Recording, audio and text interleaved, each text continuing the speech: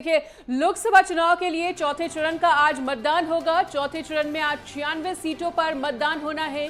10 राज्यों की 96 सीटों पर मतदान होगा। आंध्र प्रदेश की 25, तेलंगाना की 17 सीटों पर मतदान, उत्तर प्रदेश की 13 सीटों पर मतदान होगा। महाराष्ट्र की 11, एमपी की 8 सीटों पर वोटिंग, उत्तर प्रदेश की 13 सीटों पर मतदान, महाराष्ट्र की 11, एमपी की 8 सीटों पर वोटिंग होनी है। पश्चिम बंगाल की 8, ओडिशा की 4 सीटों पर भी मतदान होगा। बिहार की 5, झारखंड की 4 सीटों पर मतदान होना है। लोकसभा चुनाव के लिए चौथे चरण का आज मतदान है और सुबह से ही मतदान केंद्रों पर मतदाता पहुंचने लगे हैं और अपने मताधिकार का प्रयोग अब से वो कुछ ही देर में कर पाएंगे।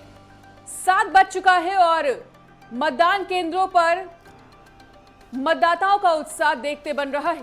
बिल्कुल मनीषा, सही कहा आपने, क्योंकि देखिए 3 चरणों के चुनाव हो चुके हैं और चौथे चरण का आज चुनाव है। चौथे चरण में लगातार बिहार की 5, झारखंड की 4 सीटों पर मतदान है। उत्तर प्रदेश की बात करें तो उत्तर प्रदेश की 13 सीटों पर जो दिग्गज है आज उनकी साख दांव पर लगी है। चौथे चरण में 96 सीटें हैं, 10 राज्यों की 96 सीटें जो काफी अहम हो जाती है चौथे चरण को देखते हुए, जिसमें आंध्र प्रदेश की 25, तेलंगाना की 17 सीटों पर मतदान, उत्तर प्रदेश की 13 सीटों पर मतदान होना है। चौथे चरण को लेकर महाराष्ट्र की 11, एमपी की 8 सीटों पर वोटिंग होगी। पश्चिम बंगाल की 8, ओडिशा की 4 सीटों पर मतदान, इसके साथ ही बिहार की 5 हाई प्रोफाइल सीटें, झारखंड की 4 सीटों पर मतदान। क्योंकि देखिए चौथे चरण का ये रण है काफी महत्वपूर्ण हो जाता है। 3 चरण संपन्न हो चुके हैं और चौथे चरण की दृष्टि से जहां उत्तर प्रदेश राज्य है, पश्चिम बंगाल है, बिहार है, झारखंड है, आंध्र प्रदेश है, तेलंगाना है, कई ऐसे राज्य हैं जो काफी अहम रोल यहां पर अदा करेंगे चौथे चरण में। जहां यूपी की 13 सीटों पर मतदान होने हैं। चौथे चरण में उत्तर प्रदेश की 13 हाई प्रोफाइल सीटें हैं। शाहजहांपुर, खीरी, धौरहरा, सीतापुर में मतदान, हरदोई, मिश्रिख, उन्नाव, फर्रुखाबाद में वोटिंग होनी है। इसके साथ ही इटावा, कन्नौज, कानपुर, अकबरपुर, बहराइच में वोटिंग होनी है और मतदान को लेकर सुरक्षा व्यवस्था पूरी तरह से सख्त कर दी गई है। चप्पे चप्पे पर सुरक्षा बलों की पैनी नजर रखी जा रही है, क्योंकि देखिए चौथा चरण उत्तर प्रदेश की दृष्टि से देखा जाए तो 13 सीटों को देखते हुए काफी अहम हो जाता है, जिसमें सबसे हाई प्रोफाइल सीट की बात करें तो वो कन्नौज सीट है, क्योंकि ये सीट काफी अहम मानी जा रही है 2024 के रण को देखते हुए। मतदान को लेकर जहां एक और मतदाता उत्साहित है तो वही 7 बज चुके हैं और 7 बजते ही मतदाता पहुंच रहे हैं और लगातार मतदाता के पहुंचने पर जो व्यवस्थाएं हैं वो भी पूरी कर ली गई है पूरी तरीके से। बिल्कुल, तो लोकसभा 2024 के चौथे चरण में 13 मई को 10 राज्यों की 96 सीटों पर आज मतदान है। इस चरण में 1717 उम्मीदवार चुनावी मैदान में अपनी किस्मत आजमाएंगे। आंध्र प्रदेश की सभी 25 सीटों पर मतदान है, वहीं उत्तर प्रदेश की 13 सीटों पर वोटिंग है। बहुत सी हाई प्रोफाइल सीटों पर भी आज वोटिंग होगी और इन तमाम जिलों का नाम हम आपको बता रहे हैं जहां पर आज वोटिंग होगी। इटावा, कन्नौज, कानपुर, अकबरपुर, बहराइच में वोटिंग, जिसमें से सबसे हाई प्रोफाइल सीट कन्नौज की बनी हुई है। मतदान को लेकर सुरक्षा व्यवस्था सख्त होती हुई चप्पे चप्पे पर सुरक्षा बलों की पैनी नजर।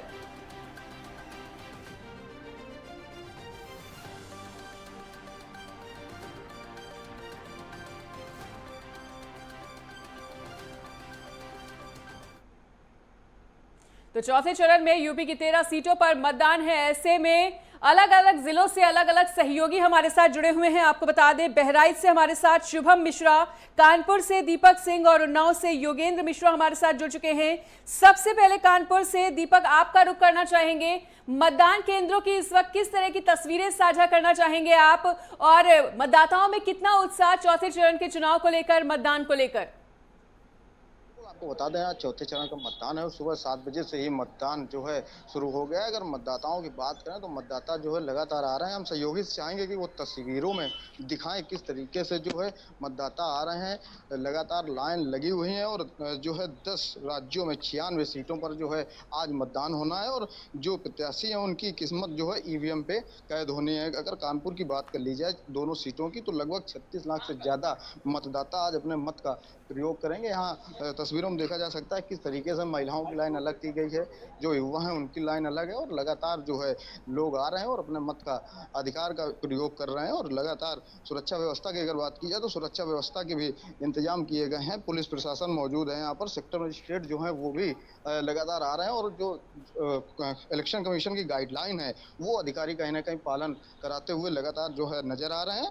और जितने भी मतदाता हैं वो सुबह से ही निकल के लाइनों पे लगे हैं, अपने मत का आज बूथ पर पहुंच के अपने मत का मताधिकार का प्रयोग करेंगे। जी जी बिल्कुल सही कहा दीपक आपने, क्योंकि देखिए लगातार जो तस्वीरें हम लगातार तस्वीरें देख रहे हैं। मतदाता जो है वो सुबह 7 बजे से जहां वोटिंग शुरू हो गई उसके बाद ही मतदाता पहुंच रहे हैं, और क्योंकि सुबह का वक्त है तो मतदाता यहां पर ज्यादा उत्साहित वोटिंग को लेकर दिखाई दे रहे हैं। साथ ही उन्नाव से भी हमारे साथ संवाददाता योगेंद्र मिश्रा जुड़े हुए हैं, उनका रुख करना चाहेंगे। उन्नाव में किस तरीके की तस्वीरें वोटिंग स्थल पर देख पा रही हैं योगेंद्र?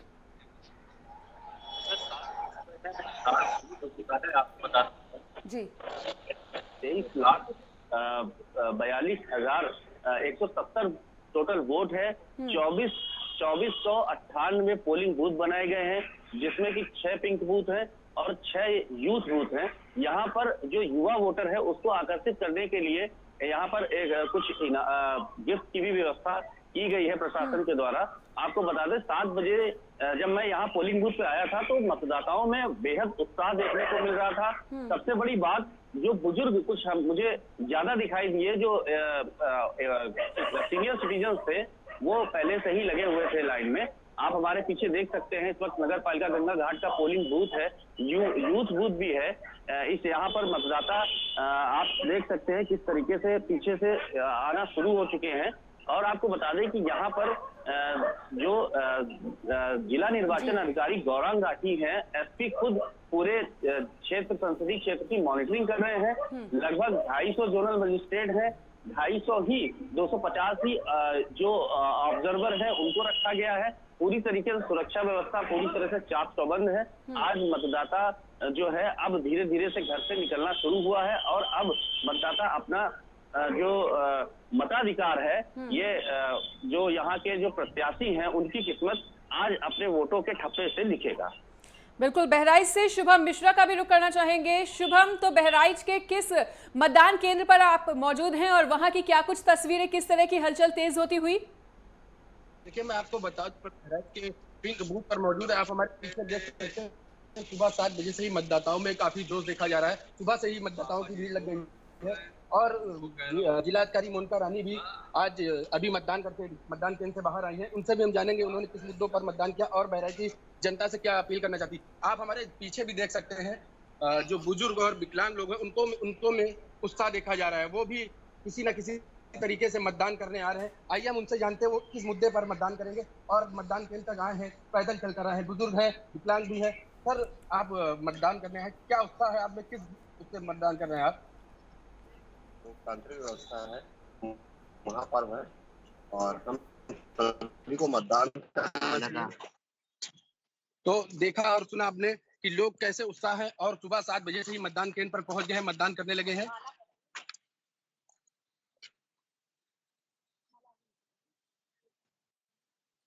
कि जो बुजुर्ग है वो भी पहुंच रहे हैं, दिव्यांग भी पहुंच रहे हैं अपने मत का प्रयोग करने के लिए। सभी में देखिए, क्योंकि सुबह की शुरुआत है ये और इसी के साथ ही सभी में उत्साह भी काफी देखने को मिल रहा है।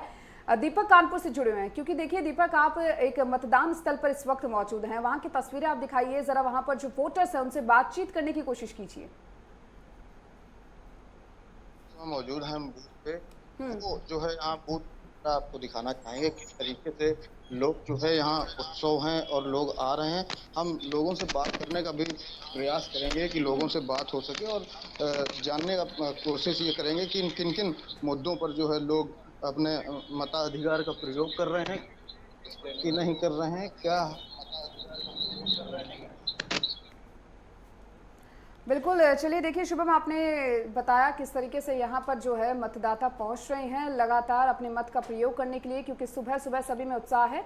चलिए आपके पास आएंगे और उससे पहले हम विवेक दीक्षित जो कन्नौज से हमारे साथ जुड़े हैं उनका रुख करना चाहेंगे। बिल्कुल विवेक, तो जिस तरह से कन्नौज एक ऐसी हाई प्रोफाइल सीट है जिस पर खुद अखिलेश यादव उतरे हुए हैं, ऐसे में वहां का क्या कुछ नजारा दिखाना चाहेंगे? किस तरह की खास तस्वीर, मतदाताओं में कितना उत्साह?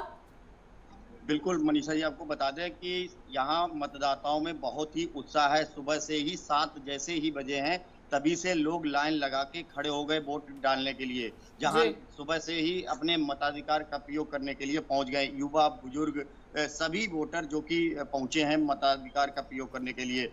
चाहे कन्नौज जो कि वीवीआईपी सीट है, जहाँ से सपा सुप्रीमो अखिलेश यादव स्वयं चुनाव लड़ रहे हैं, ऐसे में यहाँ सभी ये चाह रहे हैं कि मेरी बारी आए और हम जल्द से जल्द अपना वोट का प्रयोग करें। मेरे साथ कई युवा वोटर और बुजुर्ग भी पीछे आप लाइन में देख सकते हैं कि किस तरह से अपनी बारी का इंतजार कर रहे हैं। जहां पर लगातार अगर आप बताएं तो सभी महिलाएं से लेकर युवा जो भी हैं सभी अपने मताधिकार का प्रयोग करने के लिए लगे। सुरक्षा की भी व्यवस्था उचित की गई है कन्नौज जिले में। जी जी बिल्कुल, आपने तस्वीरें दिखाई कि किस तरीके से मतदाता अपने मत का प्रयोग करने के लिए पहुंच रहे हैं और लाइनों में लगे हुए हैं। सुबह सुबह ही अपने मत का प्रयोग करने के लिए जो मतदाता है वो स्थल पर वहां पर पहुंचते हुए नजर आ रहे हैं। इसके साथ ही हमारे साथ दीपक से एक बार फिर से जुड़ना चाहेंगे, क्योंकि देखिए दीपक, तस्वीरें आप दिखा रहे थे कानपुर से, आप मतदान स्थल पर मौजूद हैं इस वक्त, वहां पर बातचीत करने की कोशिश आप कर रहे थे मौजूद जो वोटर्स हैं उनसे। जो हैं वो सुबह से ही जो है आ चुके हैं और लाइन तस्वीरों में आप देख सकते हैं किस तरीके से मतदाता जो हैं वो बूथ पे खड़े हैं और लाइन लगी हुई है लगातार। हम इन मतदाताओं से बात करने का प्रयास करेंगे कि किन किन मुद्दों पर जो है मतदाता जो आए हैं वो किन किन मुद्दों पर जो है अपने मत का प्रयोग करेंगे। क्या नाम है सर? अशोक कुमार। किन किन मुद्दों को लेके आप अपने मत का अधिकार प्रयोग करेंगे आज? मुद्दा का विकास का मुद्दा होना चाहिए और सामाजिक जो भी चीज़ है, आप स्वास्थ्य की बात है, बेरोजगारी की बात है, रोजगार की जो समस्या है उसको देखना, उसी मुद्दों को जो है जो जिनवन जो समस्याएं हैं उस पर जो है वोट डालने के लिए हम यहाँ उपस्थित हुए हैं और वोट डालेंगे अपने कैंडिडेट को। और भी हमारे साथ लोग हैं, उनसे भी बात कर लेते हैं। क्या संजीव कुमार। किन किन मुद्दों को लेकर आज मतदान करेंगे? रोजगार, विकास, आधारभूत संरचनाएं। और भी लोग हैं, उनसे भी बात कर लेते हैं। बाबू जी क्या नाम है? किन किन मुद्दों को लेके मत का प्रयोग करेंगे? मुद्दा काम और भी लोग हैं। बाबू जी क्या नाम है? गणेश शंकर त्रिपाठी। किन किन मुद्दों को लेके आज मतदान करेंगे? देश की रक्षा, सुरक्षा और जनहित का कल्याण, और क्या चाहिए हम लोगों को। ये है मतदाता जिन्होंने अपनी अपनी राय बताई कि देश की सुरक्षा और बेरोजगारी, रोजगार को लेकर जो है इन्हीं मुद्दों पर अपना मत का अधिकार करेंगे। जी बिल्कुल। और उन्नाव से एक बार फिर से योगेंद्र का रुख करते हुए, योगेंद्र, तो आपने जैसा कि मतदाताओं का उत्साह तो दिखाया ही, हम चाहेंगे कि मतदाताओं से, वोटर्स से बात भी करिए, बातचीत करके जानने का प्रयास करिए कि वोटर्स पर कौन से मुद्दे हावी होते हुए उसके पास आते हैं। इस तरीके से वोटर्स यहाँ पर आपको एक मिनट, आप किन मुद्दों को लेकर आप वोट करने जा रही हैं? मतलब क्या लगता है आपको किन मुद्दों को लेकर वोट करना चाहिए?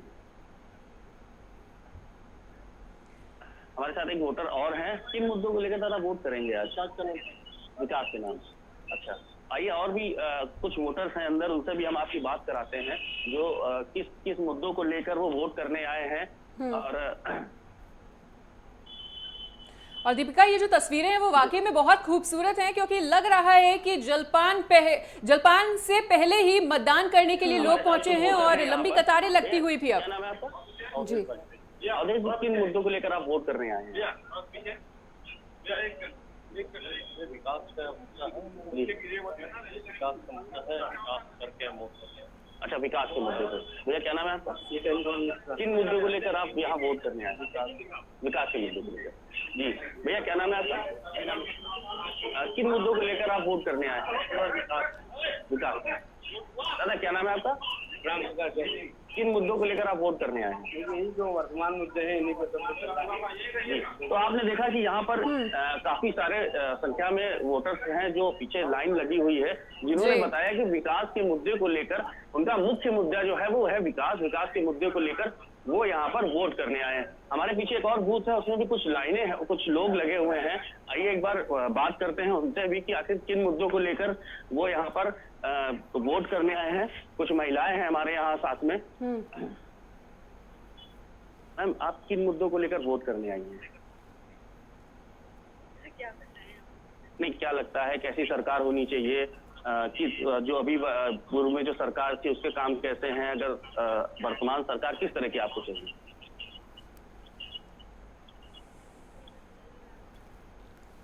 बिल्कुल योगेंद्र, तो बहुत ही खूबसूरत तस्वीरें लगातार आप दिखा रहे हैं और मतदाताओं का उत्साह भी देखते ही बन रहा है। हम देख पा रहे हैं कि लंबी कतारें लगी हुई हैं और दीपिका, वाकई में ये जो तस्वीरें हैं वो उत्साह से भर देने वाली उन तमाम वोटर्स के लिए जो अब मतदान केंद्रों पर पहुंचना शुरू कर रहे हैं। और ये तस्वीरें प्रेरित कर देने वाली है कि सुबह ही मतदान करें। अगर गर्मी का मौसम है तो ज्यादा से ज्यादा अपने मताधिकार का प्रयोग करने के लिए मतदान केंद्रों पर पहुंचे। बिल्कुल मनीषा, सही कहा आपने, क्योंकि देखिए मुख्यमंत्री योगी आदित्यनाथ भी अपने जो संबोधन में अक्सर कहते हुए नजर आए कि पहले मतदान और फिर जलपान, और मुझे लगता है जो जनता है वो उसी को फॉलो करती हुई पहुंच रही है, क्योंकि जैसे ही वोटिंग शुरू हुई है वैसे ही लंबी लंबी कतारें देखने को मिल रही है।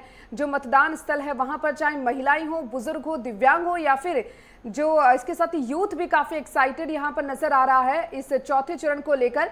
तो चलिए अब कन्नौज से हमारे साथ विवेक दीक्षित हमारे सहयोगी जुड़े हुए हैं, उनका जरा रुक करना चाहेंगे, क्योंकि देखिए विवेक, लगातार तस्वीरें तो हम देख ही रहे हैं, जो मतदान स्थल है वहां पर वोटर्स पहुंच रहे हैं अपने मत का प्रयोग करने के लिए। आप क्या कुछ तस्वीरें दिखाना चाहेंगे, कितना उत्साह मतदाताओं में देखने को मिल सकता है? क्योंकि देखिए कन्नौज सीट जो है वो 13 सीटों में से सबसे हाई प्रोफाइल सीट मानी जा रही है चौथे चरण को देखते हुए उत्तर प्रदेश की दृष्टि से। बिल्कुल, चौथे चरण का मतदान शुरू हुआ है। पहले जलपान से पहले मतदान करने के नजरिए से ही लोग मतदान करने के लिए घर से निकले हुए हैं। मेरे साथ देख सकते हैं किस तरह से लंबी लाइन लगी हुई है, बहुत लंबी लाइन लगी है। मेरे साथ कई युवा वोटर भी हैं जिनसे शायद पहली बार ही मतदान करने। क्या नाम है आपका? उज्जवल दीक्षित। क्या पहली बार मतदान करने आए? मेरा पहली बार। किन मुद्दों पर मतदान करने आए? मतदान देश के मुद्दों पे और स्थानीय मुद्दे दोनों पर मिक्स है, चाहे आप देश में सुरक्षा को दृष्टि से देखें या हम लोग बॉर्डर सिक्योरिटी की बात करें और स्थानीय मुद्दों पे सड़क बननी हो या फिर जल पहुंचना हो घर तक, इन सब मुद्दों पे मिलजुल कर मतदान हो रहा है। और इसलिए आप देख रहे हैं कहीं ना कहीं विकास कार्य सुरक्षा दोनों मिले जुले मुद्दे हैं और जनता जानती है कि सुरक्षा के बिना विकास नहीं हो सकता है और विकास तभी संभव है जब हम सुरक्षित महसूस करेंगे, इसलिए दोनों पर ही होगा। देख सकते हैं किस तरह से विकास और सुरक्षा दोनों मुद्दे ही बता रहे हैं यहाँ पर जो भी वोटर का है। और मेरे साथ कई और भी वोटर हैं जिनसे हम पूछना चाहेंगे कि किन मुद्दों पर और क्या मतदान करने आया है। बस यही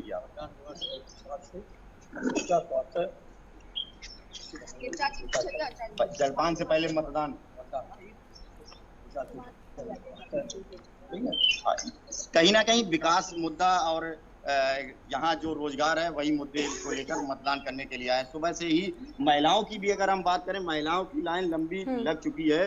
सुबह से ही घर का कामकाज निपटाने के बाद सीधे वोट डालने के लिए पहुंची हैं। जी बिल्कुल, इस हाई प्रोफाइल सीट पर जो मतदाता हैं उनका जोश भी काफी ज्यादा हाई नजर आ रहा है और लगातार ये जो तस्वीरें आप दिखा रहे हैं वो बेहद प्रेरित कर देने वाली और मतदाताओं को ये समझाने वाली कि अपने एक एक वोट का इस्तेमाल करना कितना जरूरी है। और कानपुर से एक बार फिर से दीपक का रुख करते हुए, दीपक के पास लौटते हुए, तो दीपक, लगातार तस्वीरें तो आप दिखाई रहे हैं कि मतदाताओं में कितना ज्यादा उत्साह सुबह से ही देखने को मिल रहा है, क्योंकि सुबह ही सबसे ज्यादा उम्मीद की जाती है कि वोटिंग परसेंटेज किसी तरह बढ़ सके। तो ऐसे में हम चाहेंगे कि और भी जो मतदाता भी नए आ रहे हैं उनका भी मन टटोलने का प्रयास करें आप।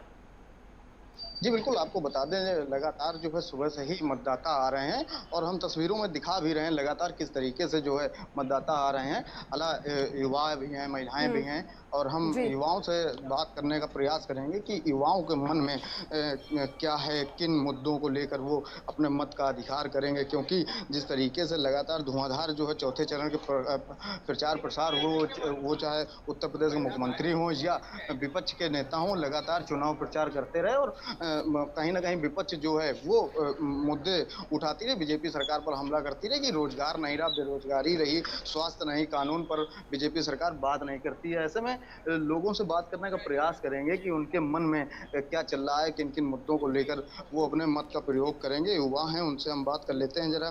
क्या है, क्या नाम भैया? अमर आलोक निगम। किन किन मुद्दों को लेकर मतदान करेंगे आज? मतदान के लिए तो सबसे पहले महंगाई है अपना, और सबसे ज्यादा जो अपनी चिकित्सा, शिक्षा की लोगों को जल्द से जल्द अपना इन सब चीज़ों पे सरकार को मुद्दों को देखना चाहिए। जिस हिसाब से महंगाई बढ़ रही है, बच्चों की शिक्षा बढ़ रही है, दिक्कत आ रही है, पर्यावरण को लेकर के है कि जिस हिसाब से हर चीज़ पे है अपना मुद्दा। भी बात कर लेते हैं। क्या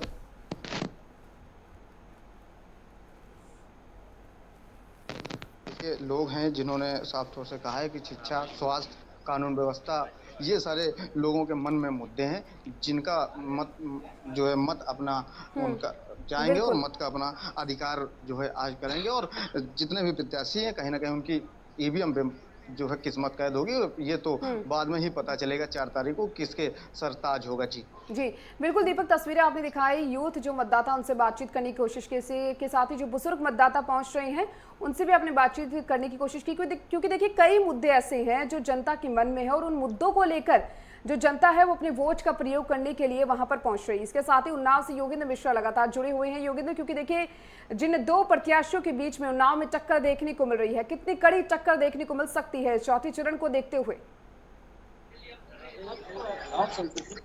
बेहद दिलचस्प मुकाबला है और बेहद रोमांचक मुकाबला है 2 प्रत्याशियों के बीच में।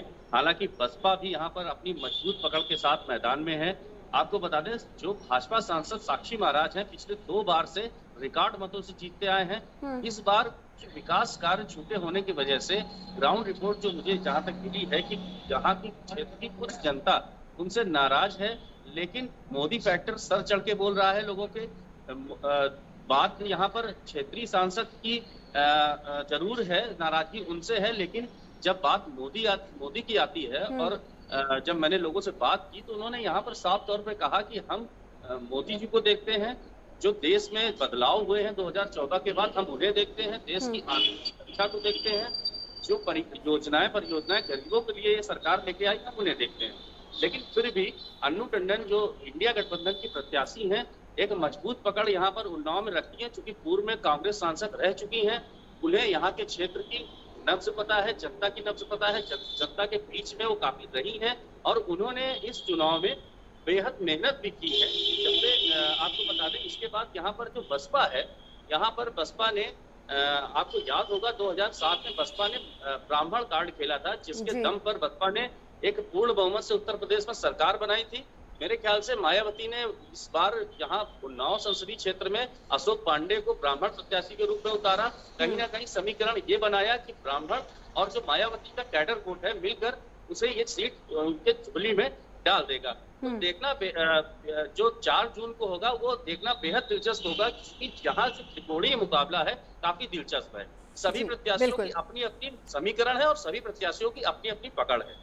जी बिल्कुल, और कन्नौज से लगातार विवेक दीक्षित भी हमारे साथ बने हुए हैं। और जैसा कि लगातार हम ये भी आपको बता रहे हैं कि कन्नौज यूपी की ऐसी हाई प्रोफाइल सीट है जिस पर दिग्गजों की साख दांव पर है और ऐसे में मतदाताओं का जोश भी यहाँ पर हाई दिख रहा है। ऐसे में विवेक, आपसे अब ये जानना चाहेंगे कि सुरक्षा व्यवस्था जिस तरह से अधिक संख्या में वहां पे वोटर्स पहुंच रहे हैं, ये काफी अच्छी बात है। सुरक्षा व्यवस्था भी क्या उतनी ही पुख्ता? बिल्कुल, सुरक्षा व्यवस्था के कड़े इंतजाम किए गए हैं। आपको बता दें कि लखनऊ से 2 अतिरिक्त डीएम और 2 अतिरिक्त एसपी को भेजा गया है सुरक्षा व्यवस्था को चाक चौबंद रखने के लिए, क्योंकि कन्नौज हाई प्रोफाइल सीट है, इसको देखते हुए स्पेशल भी फोर्स भेजा गया है। वहीं आपको बताएं कि कई जगह पर सूत्रों की जानकारी के अनुसार मिल रही है कि कई जगह पर अभी भी लगभग 7:30 बजने को जा रहा है, मशीनें चालू नहीं हो पाई हैं। जैसे एक हम जहां बूथ पर खड़े हैं, प्राणपुर पलेौरा बूथ पर, यहाँ पर भी एक मशीन अभी चालू नहीं हो पाई है, क्योंकि और लाइन बढ़ती ही जा रही है। ऐसी कई जगह से सूचनाएं मिल रही हैं जहां पर कुछ मशीनें अभी तक चालू नहीं हो पाई हैं। वहीं सुरक्षा की अगर हम बात करें, सुरक्षा के चाक चौबंद किए गए हैं। वहीं सेक्टर पुलिस समेत कई पुलिस फोर्स को तैनात, कई टीमों का तैनात किया गया है। बिल्कुल विवेक, क्या आपने जानने का प्रयास किया कि ये मशीनें कब तक ठीक हो जाएंगी? क्योंकि मतदाताओं को उत्साह तो देखते ही बन रहा है, लेकिन अगर इस तरह से मशीनें ही खराब हुई तो मतदाता उतनी ही ज्यादा कहीं ना कहीं डिमोटिवेट होकर लौट भी सकते हैं। विवेक, क्या आप तक हमारी आवाज पहुंच पा रही है? आइए, आप इंतजार कर रहे हैं। चलिए, विवेक से हमारा संपर्क फिलहाल नहीं हो पा रहा है और दीपिका लगातार तस्वीरें उत्साहित कर देने वाली।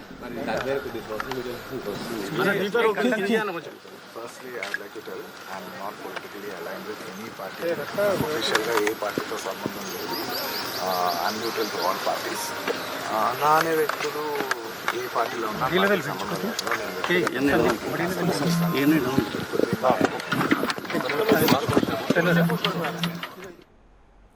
और देखिए यहाँ पर फिल्मी सितारे भी अपने वोट का प्रयोग करने के लिए पहुंच रहे हैं और ये जो तस्वीरें हमने अभी देखी, क्योंकि देखिए वाकई में उत्साहित करने वाली तस्वीरें हैं। हमारे जो तमाम सहयोगी हैं वो भी हमारे साथ लगातार बने हुए हैं और आपको जो चौथा चरण है उसकी अपडेट आपको पल पल में देते रहेंगे। यहाँ पर रुकेंगे एक छोटे से ब्रेक के लिए।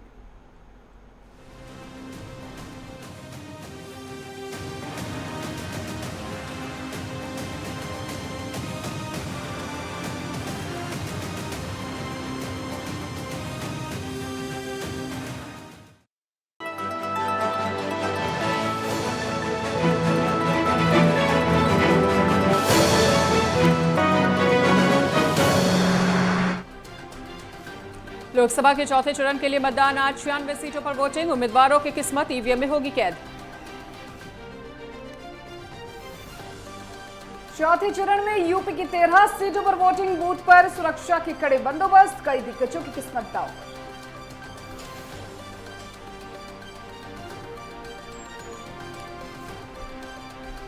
इस बुलेटिन के प्रायोजक हैं गोल्डी हिंग, कण कण में जान।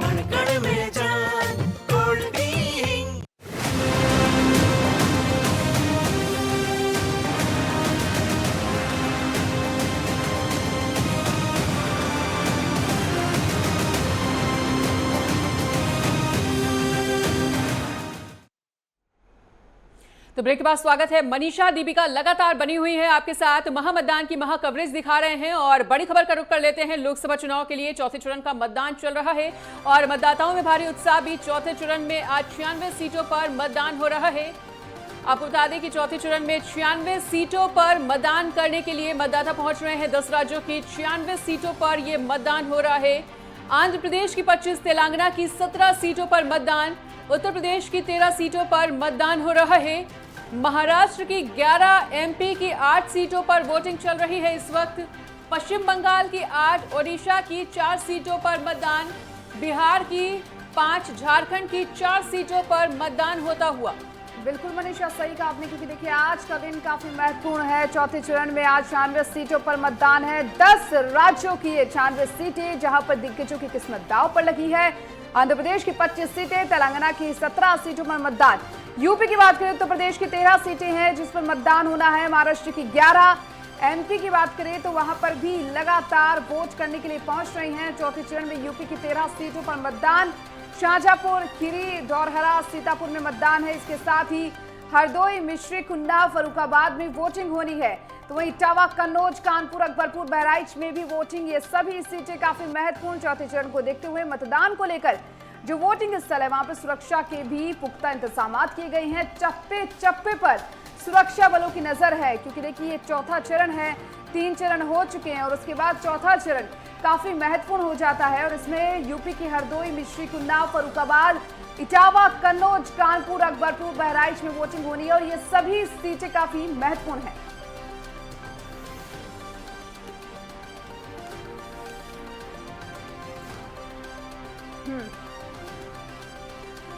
तो चौथे चरण में यूपी में 13 सीटों पर मतदान चल रहा है और लगातार हमारे साथ सहयोगी भी बने हुए हैं। दीपक हमारे साथ कानपुर और योगेंद्र हमारे साथ उन्नाव से। और सबसे पहले एक बार फिर से दीपक आपके पास लौटते हुए, जैसा कि लगातार अब मतदान स्थल की तो तस्वीरें साझा कर ही रहे हैं और आपने कई वोटर्स के मन को भी टटोलने का प्रयास किया कि कौन कौन से मुद्दे उन पर हावी होते हुए जो नए वोटर्स आ रहे हैं, हम चाहेंगे कि उनसे भी बातचीत करके देखिए किस मुद्दे के साथ वो वोट देने के लिए आ रहे हैं मतदान केंद्र पर। जी बिल्कुल, आपको बता दें जिस तरीके से सुबह से ही जो मतदाता लगातार आ रहे हैं, हालांकि कई नए युवा मतदाता आए, उनसे हमने बात करने का प्रयास भी किया और भी हम देखते हैं लोग जो नए युवा आ रहे हैं अपने मत का अधिकार करने, उनसे बात करने का प्रयास करते हैं कि वो किन किन मुद्दों को लेकर जो है अपने मत का आज अपना मताधिकार का प्रयोग करेंगे। तस्वीरों में दिखाना चाहेंगे किस तरीके से महिलाएं जो हैं वो भी लगातार लाइन लगी हैं। महिलाओं की लाइन एक तरीके से अलग है, युवाओं की अलग है। कुछ युवा साथी हैं, उनसे हम बात करने का प्रयास करेंगे कि वो किन मुद्दों को लेकर जो है बातचीत करेंगे। युवा हैं सर, क्या नाम है? राहुल आसमी। किस किस मुद्दों को लेकर आज मतदान करेंगे? किन मुद्दों को लेकर मतदान करेंगे? अरे काफी चीजें लेके, एक शिक्षा के विभाग में और भी कई चीजों के विभाग में। और भी हमारे साथ युवा, उनसे भी बात कर लेते हैं। क्या नाम सर? अभिषेक कटियार। किन मुद्दों को लेकर मतदान करेंगे आज? मुद्दे तो काफी हैं, अब माहौल आप देख ही रहे हैं तो इन पे व्याख्यान तो नहीं कर सकते। क्या मतदान केंद्र पर तो इन सब नहीं कर सकते। और भी लोग हैं, उनसे भी बात कर लेते हैं। क्या नाम सर? राजेश सिंह। किन किन मुद्दों को लेकर आज मतदान करेंगे आप? बैंक बेरोजगारी है, महंगाई है और ये सब है।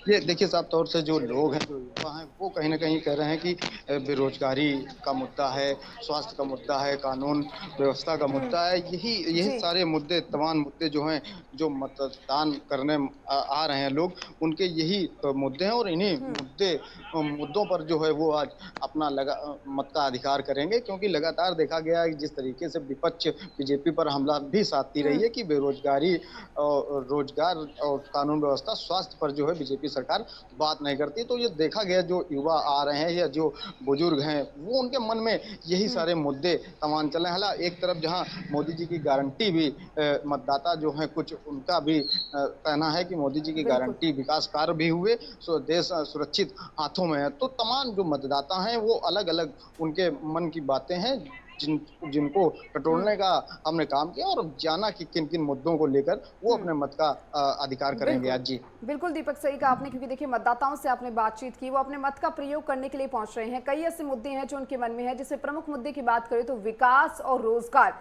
ये युवाओं की अगर बात करें तो उनके मन के ये प्रमुख मुद्दे यहाँ पर माने जा सकते हैं, जिसको लेकर वो वोटिंग स्थल पर पहुंच रहे हैं। इसके साथ इटावा से हमारे साथ हमारे संवाददाता राम कुमार जुड़ चुके हैं, उनका रुख कर लेते हैं। राम कुमार, इटावा में क्या कुछ देखने को मिल रहा है, क्या कुछ तस्वीरें निकलकर सामने आ रही है? क्योंकि देखिए अब करीबन 7:30 हो चुकी है, किस तरीके से वोटर्स पहुंच रहे हैं अपने मत का प्रयोग करने के लिए? जी देखिए, कहीं न कहीं देखा जाए सुबह 7 बजे से पूरी तरीके से शांतिपूर्ण मतदान हो रहा है और लगातार मतदान करने के लिए पूरी तरीके से महिलाएं एवं बुजुर्ग जो है लगातार पहुंच रहे हैं और कड़ी सुरक्षा व्यवस्था के बीच में यहाँ मतदान हो रहा है। और यहाँ जब मतदान करने पहुंच रहे लोगों से बात की गई तो उनका कहना है कि शांतिपूर्ण तरीके से मतदान किया जा रहा है। और जो मुद्दों की अगर बात की जाए तो उनका कहना है कि अब जिस तरीके से बदलाव लाना है, कुछ नए युवा ने कहा कि बदलाव लाने की जरूरत है, क्योंकि यहाँ जिस तरीके से पुलिस प्रशासन हो या किसी प्रकार के जो लोग हो, कोई भी सुनवाई नहीं करते हुए नजर आ रहे हैं। अब देखना ये होगा कि से जो वोटर पूरी तरीके से अपना मत का प्रयोग करने के लिए लगातार पहुंच रहे हैं। तो पूरी तरीके से जनपद इटावा के ये कस्बा एक दिल है और यहाँ लगातार सुबह 7 बजे से पूरी तरीके से मतदान किया जा रहा है और पूरी तरीके से महिलाएं बड़ा उत्साह देखने को मिल रहा है और लगातार अपने घर से निकल कर जो है मतदान स्थल पर पहुंच रही है। तो देखा जा रहा है कड़ी सुरक्षा व्यवस्था के बीच यहाँ मतदान शुरू हो चुका है और पूरी तरीके से उत्साह देखने को मिल रहा है और लगातार अपने घरों से महिलाएं निकल रहे हैं, बुजुर्ग निकल रहे हैं। और जो लगातार जिस तरीके से अगर देखा जाए यहाँ मौसम का थोड़ा बूंदाबांदी हो रही है, उसके बावजूद भी जो लगातार यहाँ मतदान करने के लिए लोग वहाँ पहुंचते हुए नजर आ रहे हैं। बिल्कुल। और योगेंद्र मिश्रा भी उन्नाव से लगातार बने हुए हैं, उनका भी एक बार फिर से रुख कर लेते हैं। तो योगेंद्र, उन्नाव की तो खास तस्वीरें आप मतदान स्थलों से साझा कर ही रहे हैं और मतदाताओं में वहां पर कितना उत्साह है ये भी हमने देखा। सुरक्षा व्यवस्था को लेकर एक बार हम चाहेंगे कि फिर से वो तस्वीरें साझा करें कि सुरक्षा व्यवस्था किस तरह से वहां पर रखी गई है। और मतदाता अभी जैसा कि 7:35 हो चुके हैं और जैसा कि जितनी उम्मीद की जा रही थी, क्या उतनी ही संख्या में मतदान केंद्रों पर वोटर्स पहुंचते हुए? व्यवस्था की बात करें तो चाक चौबंद है। मैंने पहले ही बताया था लगभग 11,000 पैरामिलिट्री फोर्सेस के साथ साथ अन्य जो पुलिस है वो पूरे जनपद, पूरे संसदीय क्षेत्र में तैनात है। बाकी जिस बूथ पे मैं खड़ा हूं, मैं आपको वहां की सुरक्षा व्यवस्था आपको मैं दिखा देता हूं। यहाँ पर और भी देखिए मतदाताओं में पूरी तरह से उत्साह है। सुबह से बुजुर्ग हो, महिला बुजुर्ग हो, पुरुष बुजुर्ग हो, पूरी तरह से। और देखिए हमारे साथ कुछ सुरक्षा कर्मी हैं जहां पर जो बैठे हुए हैं, अंदर भी कुछ सुरक्षा कर्मी तैनात हैं। वोटरों की संख्या लगातार बढ़ती जा रही है। वोटर घर से निकल के अपने मत का प्रयोग करने के लिए बराबर मतदान केंद्र पे पहुंच रहा है। हमारे साथ देखिए कुछ सुरक्षा कर्मी ये हैं जो मतदाता बूथ पे बैठे हुए हैं।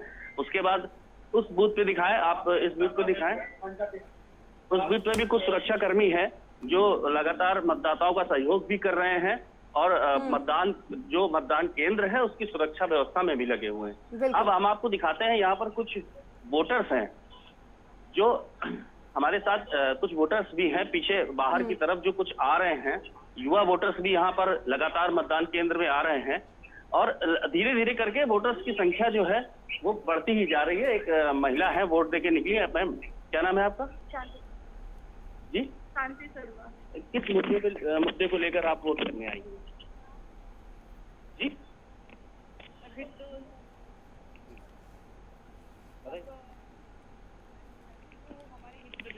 अच्छा, और भी कुछ वोटर हमारे साथ में हैं जी, जिनसे हम आपको बात कराते हैं किन मुद्दों को लेकर वो वोट करने आए हैं, कैसी सरकार चाहते हैं।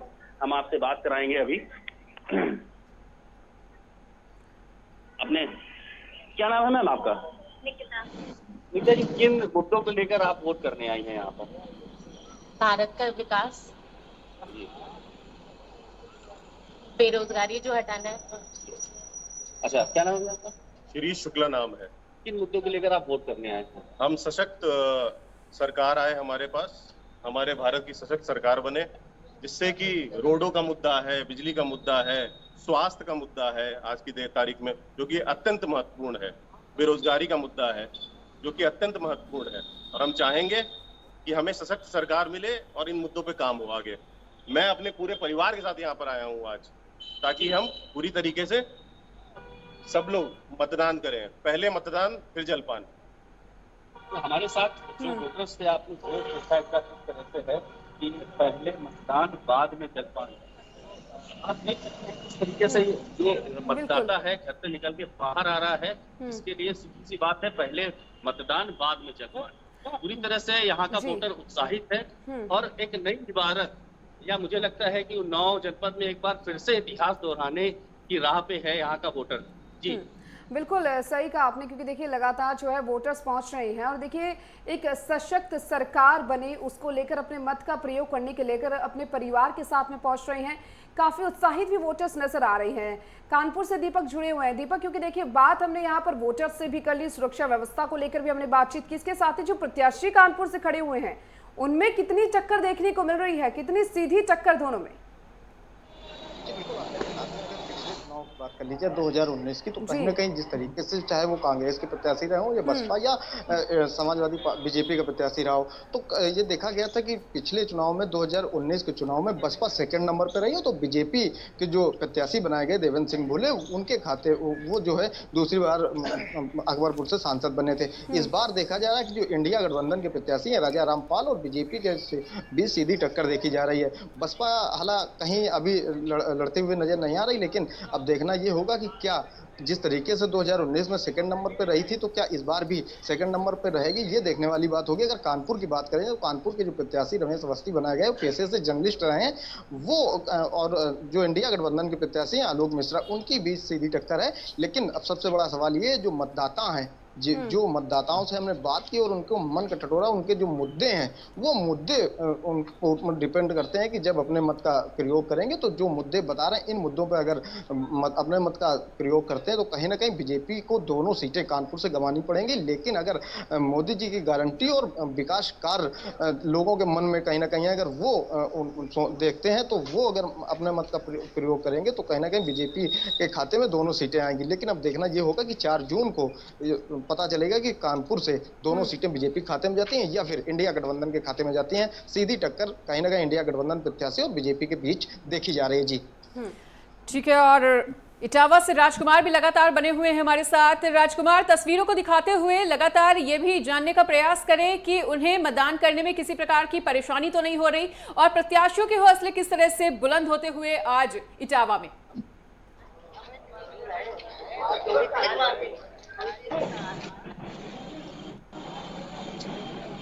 राजकुमार, क्या आप तक हमारी आवाज पहुंच पा रही है?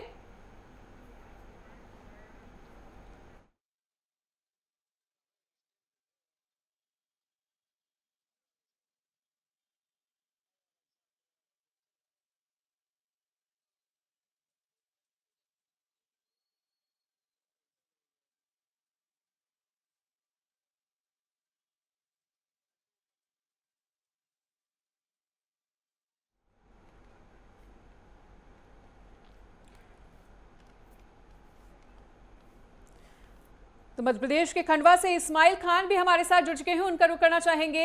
इस्माइल, मतदान केंद्रों पर लगातार जो हौसले हैं वो मतदाताओं के बुलंद नजर आ रहे हैं। ऐसे में खंडवा की क्या कुछ तस्वीरें, वहां पर वोटर्स किस तरह से पहुंच रहे हैं और कितना उत्साह उनमें?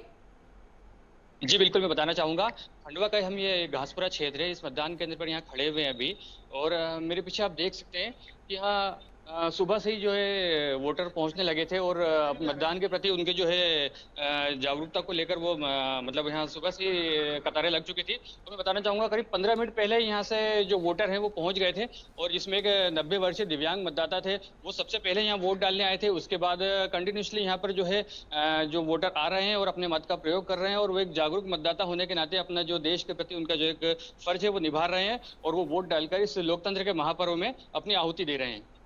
बिल्कुल सही कहा आपने, क्योंकि देखिए ये लोकतंत्र का महापर्व है और उसको देखते हुए सभी में उत्साह तो बनता है। मध्य प्रदेश की आपने बात की जहां पर 8 सीटों पर वोटिंग होनी है और 8 सीटें काफी अहम माने जा रहे। इस्माइल खान आपके पास फिर से लौटेंगे और उससे पहले दीपक आपके पास मैं आना चाहूंगी, क्योंकि देखिए लगातार चुनाव आयोग की अगर बात करें तो वोटर्स को लुभाने के लिए कई तरह के प्रयास किए जाते हैं। अगर वोटिंग स्थल की बात करें, सेल्फी कॉर्नर लगाए जाते हैं या और भी कई तरह के प्रयास किए जाते हैं, ऐसा कुछ देख पा रहे हैं वहां पर?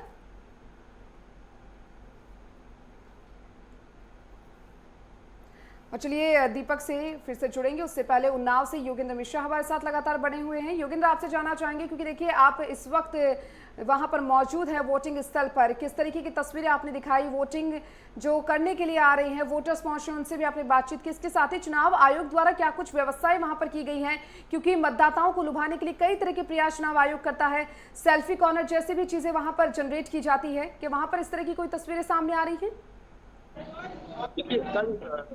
जी, निर्वाचन अधिकारी गौरांग गाठी हैं, उनसे मेरी बात हुई थी। जैसा कि मैंने जब उनसे पूछा कि सुरक्षा, मतदाताओं की सुरक्षा व्यवस्था को लेकर, मतदाताओं की जो मूलभूत सुविधाएं हैं वो उनको लेकर मतदान केंद्र में क्या व्यवस्था की है, उन्होंने साफ तौर पर कहा कि जो मतदाताओं की मूलभूत सुविधाएं जैसे कि उनके पानी पीने की व्यवस्था, उनके लिए वॉशरूम की व्यवस्था और उनके लिए जो बुजुर्ग मतदाता हैं उनके लिए व्हील चेयर की व्यवस्था और जो युवा हैं उनको आकर्षित करने के लिए जो यूथ बूथ बनाए गए हैं और उनके लिए एक रिटर्न गिफ्ट का भी प्रावधान है। यहाँ कुछ जो यूथ बूथ हैं उन पर तो पूरी तरह से जो जिला निर्वाचन अधिकारी हैं उन्होंने यहाँ पर और चुनाव आयोग के साथ मिलकर पूरी व्यवस्था, मतदाताओं की सुविधाओं को ध्यान में रखते हुए पूरी व्यवस्था की है। और जैसा कि मैं इस पोलिंग बूथ से देख पा रहा हूँ, तस्वीरें आपके साथ साझा कर पा रहा हूँ कि यहाँ पर वोटर्स आ रहा है और बहुत ही आसानी से अपना मत का प्रयोग कर रहा है और वापस जा रहा है। किसी भी प्रकार की असुविधा अभी तक मुझे देखने को नहीं मिली है, क्योंकि अभी शुरुआती दौर है। अभी धीरे धीरे जब दिन चढ़ेगा और जैसे जैसे समय बीतेगा तो उस वक्त क्या स्थिति होगी मैं आपसे जरूर साझा करूंगा। और अभी तक जो यहाँ मतदाता है पूरी तरीके से बहुत ही आसानी से अपना वोट का मत का प्रयोग कर रहा है और अपने घर वापस जा रहा है। बिल्कुल। और इस्माइल भी लगातार खंडवा से हमारे साथ बने हुए हैं। खंडवा में जिस पोलिंग बूथ पर इस्माइल आप मौजूद हैं, वहां पर हम देख पा रहे हैं कि वोटर्स उतनी संख्या में नहीं पहुंचे हैं जितने की उम्मीद की जा रही थी। लगभग 7:47 का समय हो चुका है और ऐसे में ये उम्मीद की जा रही थी कि सबसे ज्यादा जो वोटिंग परसेंटेज है उसको सुबह के समय ही बढ़ाया जा सकता है। लोग पहले ही अपने घरों से बाहर निकलकर वोट कास्ट करने के लिए पहुंचते हैं, लेकिन वहां की जो तस्वीरें हैं वो थोड़ी सी उदासीनता से भरी हुई। जी बिल्कुल, मैं बताना चाहूँगा जैसे देश भर में और मध्य प्रदेश का भी यही हाल रहा था कि पहले के जो 2 चरण थे वहाँ पे वोटिंग परसेंटेज कम रहा था।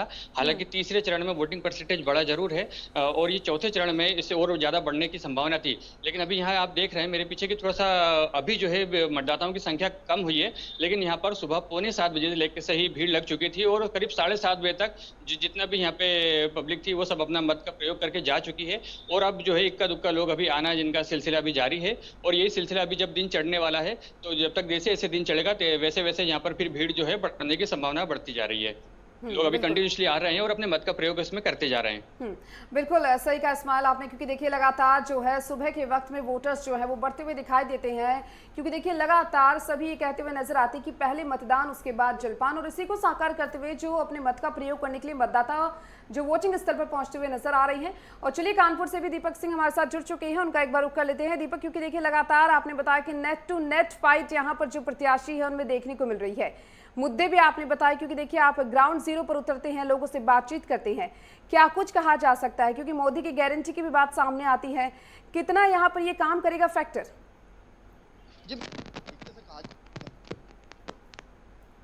इस बार भी देखने को मिलेगी, क्योंकि लोगों के मन की जो बात है वो कहीं ना कहीं साफ तौर से कह रहे हैं कि जिस तरीके से देश के प्रधानमंत्री 10 साल मोदी जी रहे तो देश सुरक्षित हाथों पर आए, चाहे वो हमारी सुरक्षा व्यवस्था की बात कर ली जाए, कानून व्यवस्था की बात कर ली जाए। जिस तरीके से उत्तर प्रदेश के मुख्यमंत्री योगी आदित्यनाथ रहे हैं वो लगातार देखा गया कि 10 सालों में न कहीं दंगा न विवाद, और जो माफिया थे वो जेल में है कहीं न कहीं। जिस तरीके से पहले की सरकारों में बीजेपी सरकार लगातार ये आरोप लगाती थी कि पहले सरकारों में दंगे होते थे, भूमाफिया रहते थे, गुंडाई होती थी, कानून व्यवस्था ठीक नहीं था, महिलाएं जो है वो 5 बजे के बाद निकल नहीं पाती थी।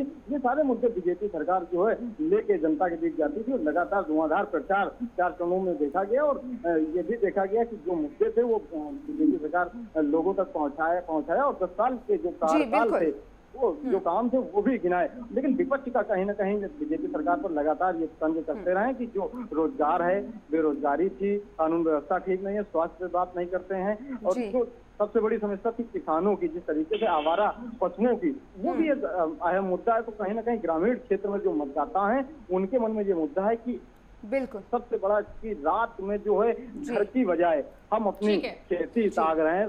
दीपक लौटेंगे आपके पास, बिल्कुल लौटेंगे आपके पास, और ऐसे में गिरिराज सिंह क्या कुछ कह रहे हैं वो भी आपको सुनवा देते हैं। से अपील करूंगा अपने गांव बढ़िया से लेकर के मुंगेर, बेगूसराय से लेके पूरे बिहार देश को कि वोट जरूर डालें। ये लोकतंत्र का पर्व है और ये एक वोट अटल बिहारी वाजपेयी को गिरा सकती है सरकार से, और एक वोट नरेंद्र मोदी को 400 के पार ले जाने का काम करेगा, जिससे गरीबों को एक ताकत मिलेगी। गिरिराज सिंह ने जिस तरीके से अपना वोट कास्ट करके वो मीडिया से रूबरू हुए, उन्होंने कहा कि वोट जरूर करने के लिए पहुंचे क्योंकि वोट की कीमत बहुत ज्यादा होती है। देखिए तस्वीरें भी आपको लगातार हम लोग दिखा रहे हैं, ये तस्वीरें आपको लगातार दिखा रहे हैं, और इसी बीच महत्वपूर्ण जानकारी भी आपको देना चाहेंगे क्योंकि देखिए देश के 2 ऐसे राज्य हैं जहां पर विधानसभा चुनाव भी हो रहे हैं। तेलंगाना और आंध्र प्रदेश 2 ऐसे राज्य हैं जहां पर तेलंगाना और आंध्र प्रदेश में विधानसभा चुनाव भी हो रहे हैं। 10 राज्यों की ये 96 सीटें हैं जहां पर मुकाबला हो रहा है। 96 ये जो सीटें हैं वो काफी अहम मानी जा रही हैं, जिसमें बिहार की 5 है, झारखंड की 4 है, और एमपी की बात करें तो 8 सीटें, महाराष्ट्र की 11 सीटों पर मुकाबला है। आंध्र प्रदेश की आपको बता दें सभी जो 25 सीटें हैं उन पर चौथे चरण में चुनाव हो रहा है। आंध्र प्रदेश की विधानसभा सीटों के लिए भी आज चुनाव है जो काफी अहम माना जाता है, और ऐसे में सुरक्षा की दृष्टि से भी कई इंतजाम कर दिए गए हैं। तो वहीं तेलंगाना की सभी जो 17 सीटें हैं उन पर चुनाव है। उड़ीसा में भी 4 सीटों पर मतदान है। उड़ीसा विधानसभा की प्रथम चरण की सीटों पर आज मतदान होना है। और यूपी की बात करें तो 13 अहम सीटें हैं जिन पर मतदान हो रहा है। मतदान स्थल से हमने आपको तस्वीरें भी दिखाई, हमने लगातार देखा किस तरीके से सुरक्षा व्यवस्थाएं कड़ी की गई हैं। महिलाएं, यूथ और बुजुर्ग जो है वो अपने मत का प्रयोग करने के लिए सुबह सुबह पहुंच रही हैं। एक अलग ही उत्साह चौथे चरण को लेकर मतदाताओं में इस बार देखने को मिल रहा है। बिल्कुल, तो तमाम हाई प्रोफाइल सीट्स का जिक्र किया आपने, और ऐसी ही एक high profile seat Ujiyarpur Lok Sabha seat भी है, जहां बिहार की उजियारपुर लोकसभा सीट से केंद्रीय गृह मंत्री नित्यानंद राय तीसरी बार चुनावी मैदान में है। ऐसे में उनकी साख भी लगातार दांव पे बनी हुई। बेगूसराय लोकसभा सीट की बात कर लेते हैं तो बिहार की बेगूसराय लोकसभा सीट पर भी सभी की पैनी निगाहें टिकी हुई हैं। यहां से केंद्रीय ग्रामीण विकास और पंचायती राज मंत्री गिरिराज सिंह के सामने बसपा ने चंदन कुमार दास और कम्युनिस्ट पार्टी ऑफ इंडिया ने अवधेश कुमार राय को उतारा है। और अभी हमने गिरिराज सिंह को भी सुना था जो अपना वोट कास्ट करने के लिए पहुंचे थे और अपनी जीत को लेकर काफी ज्यादा आश्वस्त नजर आ रहे हैं, और उन्हें ऐसा लग रहा है कि जनता उन पर एक बार फिर से भरोसा जरूर दिखाएगी। कन्नौज सीट की भी अगर बात करें तो यहां पर 12 साल के बाद पूर्व मुख्यमंत्री अखिलेश यादव चुनावी मैदान में उतारे गए हैं, और देखा जाता है कि हमेशा से ही ये जो सीट है वो कहीं ना कहीं सपा का गढ़ रही है। इस अभेद किले को भेदने के लिए बीजेपी ने भी एड़ी चोटी का जोर लगाया हुआ है। खीरी लोकसभा सीट की बात कर ली जाए तो यहां पर केंद्रीय मंत्री अजय मिश्रा टेनी तीसरी बार चुनावी मैदान में हैं। उनके सामने समाजवादी पार्टी ने उत्कर्ष वर्मा मधुर और बसपा ने अंशय कालरा को उतारा है। जी, तो ये वो तमाम ऐसी हाई प्रोफाइल सीट्स हैं जिनका हम लगातार जिक्र कर रहे हैं और आपको ये बताने का प्रयास कर रहे हैं कि कौन कौन से दिग्गजों की इस बार साख जो है वो चौथे चरण में दांव पर लगी हुई है। खूंटी लोकसभा सीट की भी बात कर ली जाए, झारखंड की खूंटी लोकसभा सीट से खुद केंद्रीय मंत्री अर्जुन मुंडा चुनाव लड़ रहे हैं, और कांग्रेस ने कालीचरण मुंडा और बसपा ने सावित्री देवी को अपना प्रत्याशी बनाया है। 2 निर्दलीय समेत कुल 7 प्रत्याशी चुनावी मुकाबले में है। जालना लोकसभा सीट की बात की जाए तो महाराष्ट्र की जालना लोकसभा सीट है ये, और केंद्रीय मंत्री दानवे राव साहेब दादाराव चुनाव मैदान में है। तो दीपिका, लगातार हाई प्रोफाइल सीट्स पर सभी की पैनी निगाहें टिकी हुई हैं और मतदाताओं का उत्साह कई कई जगहों पर काफी ज्यादा देखने को मिल रहा है कि लोग भारी संख्या में जलपान से पहले ही मतदान करने के लिए पहुंच रहे हैं। और ये जो अभी टीवी स्क्रीन पर तस्वीर चल रही है, ये भी काफी ज्यादा उत्साह भर देने वाली तस्वीर और वोटर्स को लुभा देने वाली तस्वीर, जो कि बता रही है कि किस तरह से अपने एक एक मताधिकार का प्रयोग करके वो अपनी सरकार को चुन सकते हैं। देखिए, लगातार हम भी आपसे ये अपील करेंगे कि अगर आपके भी क्षेत्र में मतदान चल रहा है तो लोकतंत्र के महापर्व का हिस्सा बने, बढ़ चढ़कर मतदान करने के लिए पहुंचे। बिल्कुल मनीषा, नेटवर्क 10 लगातार जो मतदाता उनसे अपील कर रहा है कि अपने मत का प्रयोग करने के लिए जरूर पहुंचे, क्योंकि ये आपका अधिकार है। और तस्वीरें भी हम लगातार टीवी स्क्रीन पर देख रहे हैं कि सुरक्षा की दृष्टि से पुख्ता इंतजाम किए गए हैं और जो वोटर्स हैं वो भी लगातार पहुंच रहे हैं। तेवर दिखाने के लिए कुछ गड़बड़ करते हैं, अपने एजेंट को अंदर घुसने नहीं दे रहे हैं। दूसरा है कि कई प्रिसाइडिंग ऑफिसर भी ऐसे हैं जो उनका साथ दे रहे हैं। बगल बूथ के क्यों यहाँ एजेंट बना है उसको लेकर उसको घुसने नहीं दे रहे हैं, ये अधिकार उनको नहीं है। तो गए हमारे कार्यकर्ता, हम प्रशासन को सूचित किया, अगर समाधान नहीं होता हम जाकर समाधान करेंगे उसका। बहुत सारा कंप्लेन मंतेश्वर हो और बहुत सारे बूथ से आ रहे हैं, तो क्या ये एक्सकेलेट किया गया है इलेक्शन कमीशन को? मंतेश्वर भातार जैसा उपद्रुत इलाका है जी। हर चुनाव में वहाँ वोटिंग नहीं होती है। वहाँ के महिला के रो के हमको बोल रहे थे, दादा हम वोट नहीं दे पाएंगे क्या। बच्चा को दिखा रहे, बोल रहे 5-7 साल का कि ये जब से पैदा हुआ मैं वोट नहीं डाला। आप व्यवस्था करिए, कैसे भी हम वोट डालना चाहते हैं और वो व्यवस्था हम करेंगे। प्रशासन भी चुस्त दुरुस्त है, थोड़ी मोड़ी इधर उधर अंदर का गली में कहीं गड़बड़ कर रहे हैं उनके गुंडे, उसको सीधा करेंगे हम। हाँ, तो क्या आप इलाका में जाएंगे दौड़? हम सब जगह जाएंगे, हम खबर ले रहे हैं कहाँ पहले जाना चाहिए। अब पूरा शहर से लेके गांव तो राउंड लगाएंगे। सेंट्रल फोर्स डिप्लॉयमेंट को लेके आप संतुष्ट हैं? डिप्लॉयमेंट है, लेकिन कुछ बूथ में देखिए लगातार जो है अपना वोट कास्ट करने के बाद जो मंत्री है उनकी भी यहाँ पर हमने सुना कि किस तरीके से सभी लोग अपना वोट कास्ट करने के बाद सभी से अपील करते हुए नजर आ रहे हैं। और चलिए, तमाम सहयोगी हमारे साथ लगातार बने हैं यहाँ पर, इनसे अप टू डेट जानकारी हम आप तक पहुँचाते रहेंगे। मतदान स्थल से जुड़ी हर एक खबर से आपको रूबरू करवाते रहेंगे। यहाँ पर रुकेंगे एक छोटे से ब्रेक के लिए।